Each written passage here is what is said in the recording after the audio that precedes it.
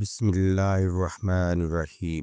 آج ہم ایک نہایت اہم اور دلچسپ موضوع پر بات کریں گے۔ کیا آپ رمضان کے روزے کینسر کے خطرے کو کم کر سکتے ہیں؟ اور اگر ہاں تو یہ کیسے ممکن ہے؟ ہم اس بات کو جذبات یا قیاس آرائی کی بنیاد پر نہیں بلکہ میڈیکل سائنس اور جدید تحقیق کی روشنی میں سمجھیں گے۔ سب سے پہلے یہ سمجھنا ضروری ہے کہ کینسر ہوتا کیا ہے۔ ہمارے جسم کے خلیے ایک خاص نظام کے تحت بنتے اور مرتے ہیں، لیکن جب کوئی خلیہ بے قابو ہو کر بڑھنے لگے اور جسم کے نظام کو نہ مانے تو وہ کینسر کی شکل اختیار کر لیتا ہے۔ اس کی بڑی وجوہات میں موٹاپا، سوزش، شوگر کی زیادتی، ہارمون کا عدم توازن اور خراب طرز زندگی کو شامل کیا جا سکتا ہے۔ اب سوال یہ ہے، روزہ ان وجوہات پر کیسے اثر ڈالتا ہے؟ جب ہم دن بھر کچھ نہیں کھاتے تو ہمارے جسم میں انسولین لیول کم ہو جاتا ہے۔ انسولین وہ ہارمونز ہے جو شوگر کو کنٹرول کرتا ہے۔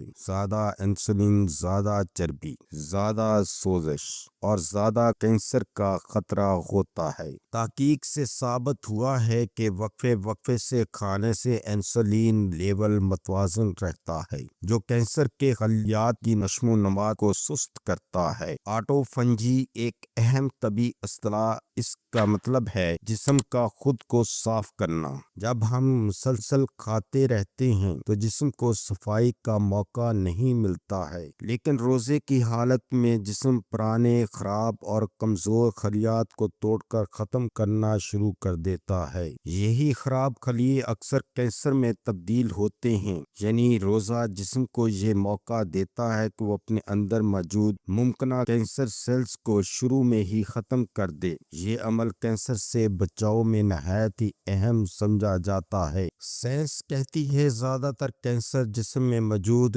دائمی سوزش سے جنم لیتے ہیں۔ روزہ رکھنے سے جسم کی سوزش کم ہوتی ہے، فری ریڈیکلز کم بنتے ہیں، مدافعتی نظام مضبوط ہوتا ہے۔ ایک مضبوط امیون سسٹم کینسر کے خلیوں کو پہچان کر انہیں ختم کرنے کی صلاحیت رکھتا ہے۔ یعنی روزہ ہمارے جسم کے دفاعی نظام کو ٹریننگ دیتا ہے۔ موٹاپا خاص طور پر چھاتی، آنتوں اور جگر کے کینسر سے جڑا ہوا ہے۔ روزہ وزن کم کرنے میں مدد دیتا ہے، چربی کو کم کرتا ہے، ہارمونز کو متوازن کرتا ہے، خاص طور پر ایسٹروجن اور انسولین جیسے ہارمونز جب حد سے بڑھ جائیں تو کینسر کا خطرہ بڑھاتے ہیں۔ روزہ ان ہارمونز کو قدرتی طور پر کنٹرول میں رکھتا ہے۔ کینسر کے مریض اگر ڈاکٹرز کے مشورے سے روزہ رکھیں تو کیمو تھراپی کے سائیڈ ایفیکٹس کم ہو سکتے ہیں۔ البتہ یہ بات واضح رہنی چاہیے، روزہ کینسر کا علاج نہیں ہے، لیکن یہ ایک مضبوط حفاظتی ذریعہ ضرور بن سکتا ہے۔ یہاں ایک اہم بات سمجھنا ضروری ہے، اگر آپ کینسر کے مریض ہیں، شوگر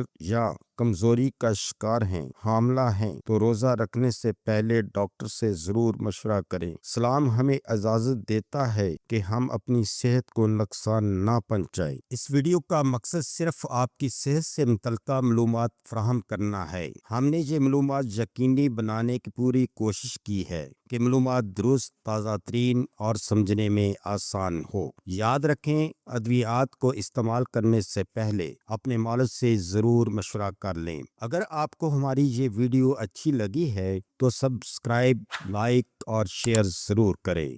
شکریہ۔